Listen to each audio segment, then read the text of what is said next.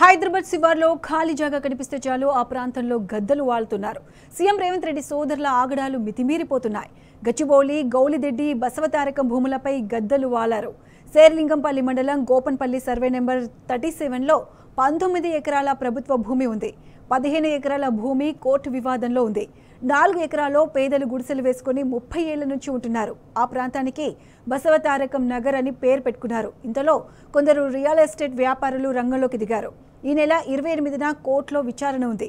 కోర్టులో తీర్పు తమకు అనుకూలంగా వస్తుందని పేదల గుడిసెలను బలవంతంగా తొలగించారు. దీంతో గుడిసెవాసులు ఆందోళన చేపట్టారు. బిల్డర్ గుడిసెవాసులకు కార్పొరేటర్ గంగాధర్ రెడ్డి రాయబారం నడిపారు. కొందరికి డబ్బులు ఇప్పించినట్టు తెలుస్తోంది. డబ్బులు తీసుకుని కొందరిని బెదిరింపులకు గురి చేస్తున్నారు. వృద్ధులు, బాలింతలు, పిల్లలను చూడలేదు.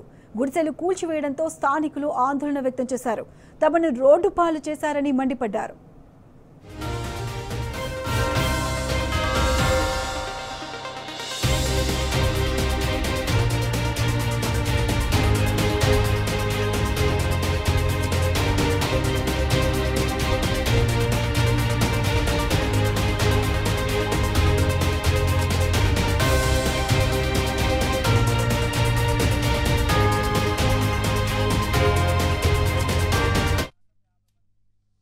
మంది ఉన్నాం సార్. ఇక్కడ 177 మంది కుటుంబాలు ఉన్నాము. పాలమాకులు ఇచ్చారు. అవి ఇక్కడ మాకు రిజర్వ్ వారంకి వెళ్ళి కరెంట్లు కట్ చేశారు. మీటర్లు తీసుకొని వెళ్ళిపోయారు. నీళ్లు లేవు, ఏమీ లేవు.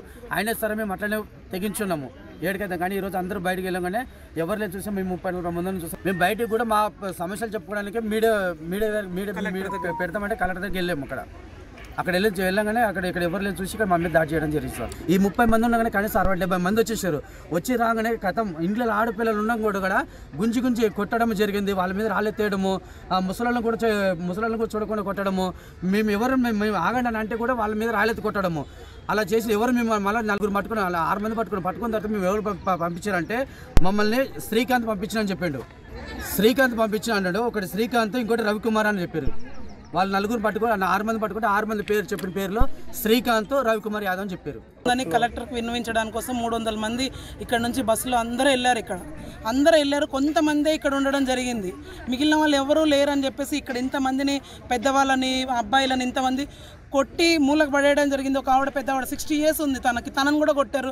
ఒక లేడీని కడుపులో గుద్దడం జరిగింది.